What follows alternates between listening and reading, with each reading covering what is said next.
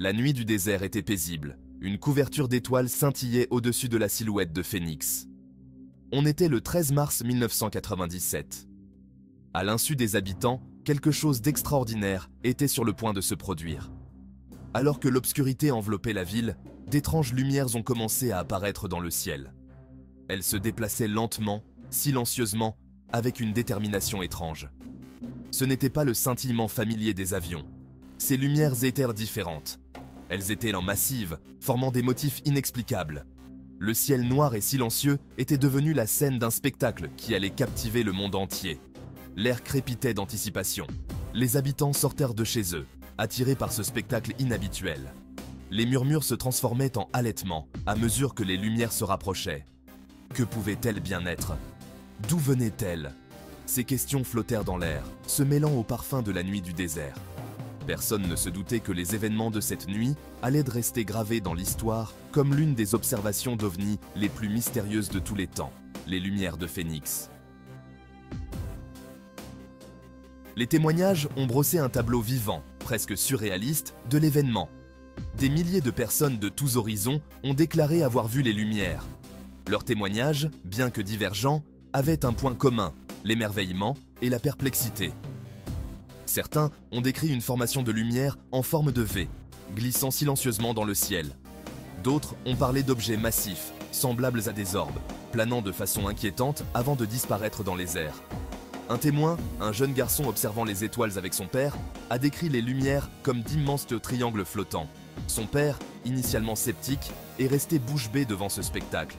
Un groupe d'amis, réunis pour un barbecue, a observé avec étonnement une chaîne de lumières, semblables à des perles célestes, dériver au-dessus de leur tête. Leurs rires se sont tus, remplacés par un silence feutré, seulement interrompu par des murmures d'incrédulité. L'ampleur même de l'événement, le nombre de témoins, le rendait impossible à ignorer. Les lumières de Phénix n'étaient pas un produit de l'imagination. Quelque chose d'extraordinaire avait effectivement illuminé le ciel de l'Arizona, Maine. Parmi les témoins de cet événement extraordinaire, se trouvait une personnalité dont le témoignage allait ajouter une couche d'intrigue supplémentaire à l'histoire. Fife Symington, le gouverneur de l'Arizona à l'époque. Symington, lui-même ancien pilote, a d'abord rejeté les témoignages, les qualifiant d'hystérie collective. Cependant, son scepticisme a été mis à mal lorsqu'il a lui-même été témoin des lumières alors qu'il promenait son chien un soir. Des années plus tard, Symington décrira l'objet qu'il a vu comme étant d'un autre monde. Il a raconté avoir vu un engin triangulaire massif, glissant silencieusement dans le ciel nocturne. Ce fut une expérience, a-t-il admis, qui a ébranlé son scepticisme jusqu'au plus profond de lui-même. Homme de science et de raison, Symington s'est retrouvé aux prises avec un événement qui défiait toute explication logique. Son témoignage direct, provenant d'une personnalité publique respectée, a conféré une certaine crédibilité au phénomène des lumières de Phénix. Il ne s'agissait plus seulement d'une collection de témoignages anecdotiques. C'était un événement qui avait amené les plus hautes sphères du pouvoir à s'interroger sur la nature même de la réalité. Section 5. L'explication officielle. Au lendemain des lumières de Phénix, les autorités se sont empressées de fournir une explication. Des fusées éclairantes. Selon la déclaration officielle publiée par l'US Air Force, les lumières observées cette nuit-là n'étaient rien d'autre que des fusées éclairantes, larguées par des avions A-10 Warthog lors d'un exercice d'entraînement de routine sur le champ de tir de Barry Goldwater, une base militaire située au sud-ouest de Phoenix. Cette explication, cependant, n'a pas suffi à dissiper les doutes et le scepticisme de nombreux témoins. L'explication officielle reposait sur le fait que le largage des fusées éclairantes coïncidait avec les observations et la présence militaire dans la zone. L'armée de l'air a soutenu que les lumières observées par le public n'étaient que des fusées éclairantes dérivant lentement dans le ciel nocturne, interprétées à tort comme quelque chose de plus extraordinaire en raison de l'obscurité et de la distance. Elle a en outre affirmé que la formation en V signalée par certains témoins pouvait être attribuée à la perspective sous laquelle les fusées éclairantes étaient observées, donnant l'impression de se déplacer en formation alors qu'elles dérivaient en réalité de manière indépendante.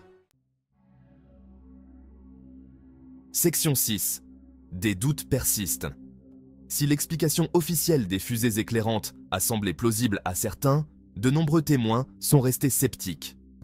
ils ont fait valoir que le comportement des lumières qu'ils avaient observées ne pouvait tout simplement pas être concilié avec les caractéristiques des fusées éclairantes.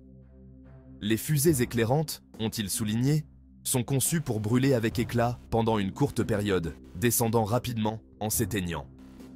Les lumières qu'ils ont observées, cependant, se déplaçaient silencieusement et élégamment, maintenant une altitude constante pendant une période prolongée. De plus, des témoins, comme le gouverneur Symington, qui a affirmé avoir vu un objet massif et solide, ont eu du mal à accepter que des fusées éclairantes puissent expliquer une telle observation. La taille et la solidité de l'objet qu'il a décrit semblaient incompatibles avec les caractéristiques des fusées éclairantes. L'explication officielle, bien que simple en apparence, a laissé de nombreuses questions sans réponse, alimentant les flammes de la spéculation et de l'intrigue autour des lumières de Phénix. Section 7. Au-delà des explications conventionnelles. L'incapacité des explications conventionnelles à rendre pleinement compte du phénomène des lumières de Phénix a ouvert la porte à des possibilités plus extraordinaires. Si les lumières n'étaient pas des fusées éclairantes ou tout autre aéronef connu, alors de quoi s'agissait-il? Pourrait-elle être la preuve d'une technologie de pointe dépassant notre compréhension actuelle, ou peut-être, comme certains ont osé le suggérer, quelque chose d'encore plus profond, la preuve d'une visitation extraterrestre? L'idée que nous ne sommes pas seuls dans l'univers est une idée qui captive l'humanité depuis des siècles. L'immensité de l'espace, avec ses milliards de galaxies et ses innombrables étoiles, suggère que la possibilité que d'autres vies intelligentes existent n'est pas totalement improbable. Les lumières de Phénix pourraient-elles être un signe que nous sommes visités par des êtres venus d'ailleurs qui nous observent depuis le ciel? Section 8. L'hypothèse des ovnis. L'hypothèse des ovnis, bien que souvent accueillie avec scepticisme, ne peut être facilement écartée, en particulier dans des cas comme celui des lumières de Phénix, où les explications conventionnelles semblent insuffisantes. Le nombre de témoins, la crédibilité de certains d'entre eux et l'absence d'explications définitives et universellement acceptées maintiennent la possibilité d'une origine extraterrestre. Les partisans de l'hypothèse des ovnis soulignent les schémas récurrents observés dans les observations d'ovnis à travers le monde, suggérant un phénomène qui transcende les frontières culturelles et les progrès technologiques. Les descriptions des engins, les manœuvres rapportées et les prétendues interactions avec les témoins défient souvent notre compréhension de la physique et de la technologie connue, laissant entrevoir un niveau de sophistication bien supérieur au nôtre. Section 9. Un phénomène mondial. L'incident des lumières de Phénix, bien qu'important par son ampleur et son impact, n'est qu'un événement dans une tapisserie mondiale de phénomènes aériens inexpliqués. De l'incident de Roswell en 1947 à l'incident de la forêt de Rendlesham en 1980, les signalements d'observation d'ovnis continuent de faire surface, chacun ajoutant une nouvelle couche au mystère et alimentant le débat sur l'existence d'une vie extraterrestre. Le fil conducteur qui relie ces événements, malgré leurs différences géographiques et culturelles, est la fascination humaine pour l'inconnu. Nous sommes une espèce mue par la curiosité, le désir d'explorer et de comprendre le monde qui nous entoure, et peut-être même au-delà. La persistance des observations d'ovnis, malgré l'absence de preuves formelles, témoigne de ce désir humain inné de percer les mystères de l'univers. Section 10. L'attrait durable de l'inconnu. L'attrait durable de l'inconnu, la possibilité que nous ne soyons pas seuls dans l'immensité du cosmos, continue de captiver notre imagination. Les lumières de Phénix, avec leur imagerie obsédante et leur mystère persistant, nous rappellent avec force cette fascination. Elles remettent en question nos certitudes sur le monde, nous incitant à envisager la possibilité qu'il y ait plus dans la réalité que ce que nous percevons. Que les lumières de Phénix aient été un exercice militaire mal identifié, un aperçu d'une technologie avancée encore incomprise ou un signe de visiteurs extraterrestres, l'événement continue de susciter des débats et d'inspirer l'émerveillement. Il nous rappelle avec force l'immensité de l'inconnu et les limites de notre compréhension actuelle de l'univers. Section 11. Percer les secrets de l'univers. Les lumières de Phénix, comme d'innombrables autres phénomènes inexpliqués à travers l'histoire, nous invitent à explorer davantage, à approfondir les mystères qui nous entourent. Elles nous invitent à nous interroger, à enquêter et à garder l'esprit ouvert aux possibilités qui se trouvent au-delà de notre connaissance actuelle. La recherche de la connaissance, la quête pour comprendre notre place dans le grand ordre de l'univers, est un voyage sans fin.